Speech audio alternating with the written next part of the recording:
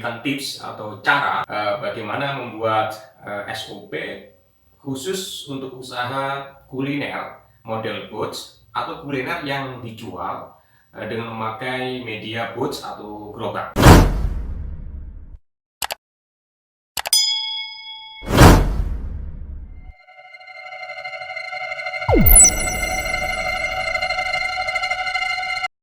Kali ini Master SOP akan memberikan tips atau cara bagaimana membuat SOP khusus untuk usaha kuliner model boats atau kuliner yang dijual dengan memakai media boats atau gerobak. Maka khusus untuk rekan-rekan yang mempunyai usaha model boats ya, bisa menyimak video ini sampai habis karena ini sangat bermanfaat. Atau mungkin ada teman-teman yang ingin punya bisnis atau usaha kuliner gerobakan atau model boats, silakan juga nonton video ini. Ya, insya Allah akan saya share bagaimana tips cara membuat SOP. Ya, mulai dari membuat struktur organisasinya, kemudian bagaimana job description-nya, sampai bagaimana membuat SOP itu sendiri. Ikuti terus video ini dan jangan lupa subscribe channel ini agar Anda selalu dapat update tentang materi-materi SOP dan sistem bisnis. Sebelum kita membuat SOP, maka yang perlu kita perhatikan, buat dulu pertama adalah bisnis prosesnya, ya. Kedua, buat struktur organisasinya. Dan yang ketiga, buat job description. Baru kemudian yang keempat adalah SOP. Jadi teman-teman sekalian, sekali lagi bahwa sebelum buat SOP, ya, identifikasi terlebih dahulu apa sih bisnis proses dalam menjalankan usaha kuliner model boat atau gerobak ini, ya. Maka setelah kita ketahui apa saja proses bisnisnya, maka kita buatkan struktur organisasinya, ya, buat dalam bentuk bagian struktur organisasi. Yang ketiga kemudian lengkapi dengan apa? Job description yang menggambarkan tugas, tanggung jawab serta wewenang dari setiap bagian, ya, dalam suatu organisasi. Nah, langsung saja kita lihat dulu yang pertama, yaitu apa sih proses bisnis usaha kuliner model boat ini.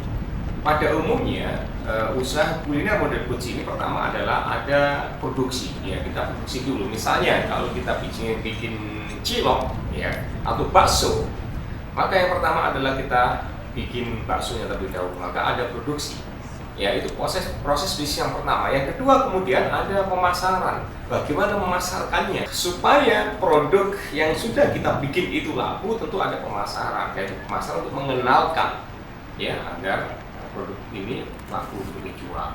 Setelah produksi kemudian ada pemasaran, maka ketika sudah dipasarkan banyak orang kenal, maka orang akan berdatangan untuk apa? Untuk melihat, membeli, mengorder dan lainnya. Maka di sana juga ada namanya proses bisnis yang disebut dengan sales, ya, atau proses menjual. Kalau memasarkan itu adalah proses mengenalkan, ya. Kalau sales, ya, itu adalah bagaimana menjualnya, ya, menjualnya itu berbeda dengan mengenalkan, ya.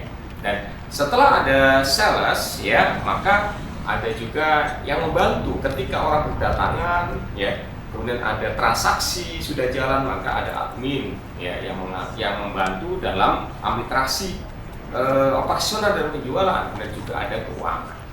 Maka kalau kita lihat di proses dari SOP kuliner ini, ya, ada 4. Ya, tadi pertama adalah proses produksi, pemasaran, sales, dan admin keuangan. Ya, ini rekan-rekan sekalian. Kalau sudah kita temukan, ya, 4 proses bisnis ini misalnya, maka kemudian gilirannya kita buat struktur organisasi. Dari bisnis proses yang sudah kita tentukan tadi, maka akan kita dapatkan struktur organisasi sebagai contoh seperti ini. Di situ ada owner, kemudian ada manajer operasional. Ya, ini contoh yang kita berikan di paket SOP kuliner model boats, ya. Nanti rekan-rekan sekalian bisa menyesuaikan apa yang diperlukan dalam membuat struktur organisasi sesuai dengan bisnis proses. bisnis Anda. Nah, kalau di dalam contoh ini ada owner, kemudian di bawahnya ada manajer operasional, ya, kemudian ada kepala sales, kemudian ada kepala produksi, kemudian ada admin dan keuangan, kemudian ada marketing. Dan di bawah kepala sales ada supervisor, ya, di bawah supervisor ada outlet cabang dan outlet mitra. Kemudian kepala produksi ada bagian pengaitan bahan, produksi itu sendiri, quality control dan teknisi. Kemudian admin dan keuangan ada accounting, kasir dan pajak. Terus marketing ada di bawahnya staf marketing. Nah, itu contoh daripada struktur organisasi. Kalau kita lihat dari bagas organisasi ini adalah struktur sudah menyiapkan bahwa bisnis akan besar. Coba perhatikan organisasinya, ya. Di situ ada marketingnya sendiri, ada keuangan sendiri, ada produksi sendiri, ya. Tidak bicara hanya di outlet. Dari contoh strukturalisasi ini kita wujudkan di warna orange tadi, yaitu di bawah kepala sales, ya, di bawah bagian kepala sales itu ada supervisor. Supervisor mengontrol atau membawai dua jenis outlet. Yang pertama adalah outlet cabang, dan yang kedua adalah outlet mitra. Outlet cabang adalah outlet milik sendiri, kalau mitra adalah outlet yang kita jual kepada orang lain, atau kita kerjasamakan, atau bagi hasil, atau istilah kemitraan, ya. Ya, ini mempunyai tata kelola yang berbeda.